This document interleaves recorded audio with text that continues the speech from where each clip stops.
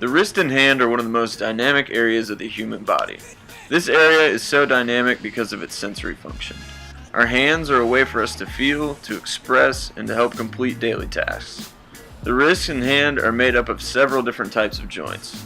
Most of these are gliding joints, along with the saddle joint of the thumb. This is a very strong area of the body and gets most of its strength from the muscles and tendons that surround the wrist. In this video, we will be taking a look at both the extrinsic and intrinsic muscles of the wrist and hand, as well as their ranges of motion. There are several different muscles in this area, but they can be easily separated into 4 different groups: the flexors, extensors, intrinsic muscles, and muscles dealing directly with the thumb. The flexors are located on the anterior aspect of the forearm and work to flex the fingers and the wrist. The extensors are located on the posterior aspect of the forearm and extend the fingers and the wrist. The intrinsic muscles are located on the palm of the hand and include the hypothenar eminence muscles. These muscles include the abductor digiti minimi, the flexor digiti minimi brevis, and the opponens digiti minimi. The intrinsic muscles also include the dorsal interossi, the palmar interossi, and the lumbricals, which help flex and extend the MTP joints, as well as the PIP and the DIP joints of the fingers. There are also muscles that deal directly with the thumb.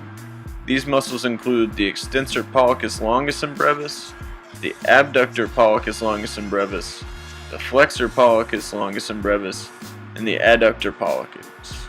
Fortunately, the names of these muscles state exactly what their function is. Now let's take a look at the ranges of motion of the wrist and hand. Here you'll see a hand at rest. Whenever we bring the fingers in, this is what we call adduction of the fingers. Next, you'll see the hand spread out. This is abduction of the fingers. Here, you'll see the fingers in an extended position. Whenever the fingers are curled and the thumb is tucked across, this is considered flexion of the fingers and thumb. Next, let's take a look at the wrist.